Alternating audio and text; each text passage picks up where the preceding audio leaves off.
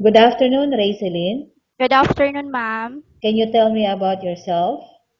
I'm Rosalyn Libuon. I'm a simple person, honest and hardworking. Okay, I have few questions for you to answer, so let's start. Why do Yes, you ma'am. want to work as a maid? I want to work as a maid not only for my own good but also for my family's future. Okay, why you choose Malaysia when there's a lot of other country? As far as I know, Malaysia is a beautiful country. Okay, how are you qualified for this job? I am qualified for this job because I'm an honest person, hardworking and flexible. Okay, may I know what is your educational level? I'm 2 years undergrad or bachelor's in science and accountancy. Okay, what is your recent experience? My recent experience was a quality analyst at LPC Foods Unilever Philippines. Okay, have you worked abroad before? No, ma'am. Do you have experience of taking care of baby? Yes, ma'am. And whose baby you taking care of? My nephews. Okay, and how about elderly people? Not yet, but I tried. Okay, so you are willing. Yes, ma'am. Okay, do you have any other special skills? Yes, ma'am. I know how to cook, clean the Mm-hmm. house, and ironing. Okay, are you willing to learn new skills? Yes, ma'am. Are you willing to work with a family where the mother-in-law or any relatives stay together? Yes, ma'am. Yes, ma'am. Currently, are you still working now? No, ma'am. Do you know how to cook? Yes, ma'am. What sort of food can you cook? Filipino foods Okay, like what? like calderita, menudo, kari-kari. Mhm. Sa may, yes. Okay. Are you aware that you will have to do washing, cleaning, ironing, and cooking? Yes, ma'am. From all the house chores, which do you like most? Cleaning the house. Okay.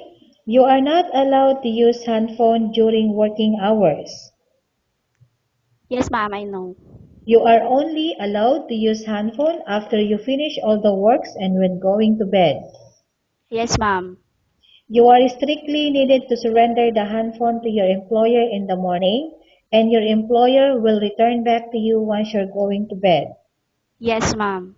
If ever your employer find out that you're abusing of using your handphone and it's affected your work performance, your employer will confiscate your handphone and you are not allowed to hold it anymore. Yes, ma'am, Instead, I understand. your employer will allow you to call to your family 3 times in a month. You're only Yes. allowed to bring normal phone and you are not allowed to bring smartphone. Are you agreed for the terms and Yes, conditions? ma'am. Yes, ma'am, I agree. Are you agree to the rules and regulation for the handphone? Yes, ma'am. How many years is the contract as you agreed and understand? 2 years. Can you describe for me your ethics? I am I'm honest, hardworking, and flexible person. Okay, how can you assure to us that you will work hard in Malaysia? I assure, ma'am, because I'm doing this for my family future. Okay. Can you promise not to use the telephone without the permission of your employer? Yes, ma'am, I can promise. Can you promise not to put on makeup but to dress properly while work? Yes, ma'am. Can you promise not to invite friends and relatives without the consent of your employer? Yes, ma'am. Can you promise not to ask for advance salary from your employer under any circumstances? Yes, ma'am. Do you really understand of the rules and regulation of the agency? Yes, ma'am. Do you pay any placement fee for you to come to Malaysia to work as a No, maid? no, ma'am. Do you have any history of sickness, example breast cancer or any other illness? No, ma'am. Do you suffer from any skin diseases, allergy or physical defect? No, ma'am. Have you suffered from any serious illness? No, ma'am. Have you undergone any operation? No, ma'am. Are you medically fit? Yes, ma'am. Are you on any medication? No, ma'am. Are you allergic with any food? No, ma'am. Are you prepared to work for the employer of any race? Yes, ma'am. Are you prepared to eat the type of food taken by your employer? Yes, ma'am. Are you afraid of being left alone in the house? Yes. Sometimes.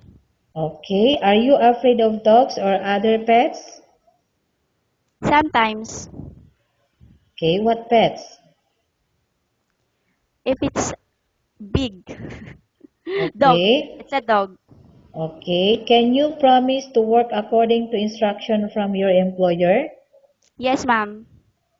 Do you have any immediate family working in Malaysia? No, ma'am. Okay, Resilin, we have Yes, finished ma'am. our question section. Let's go to case study. I have a case study for you and I want you to answer me truthfully. Okay? Yes, ma'am. Okay, number Yes, one. ma'am.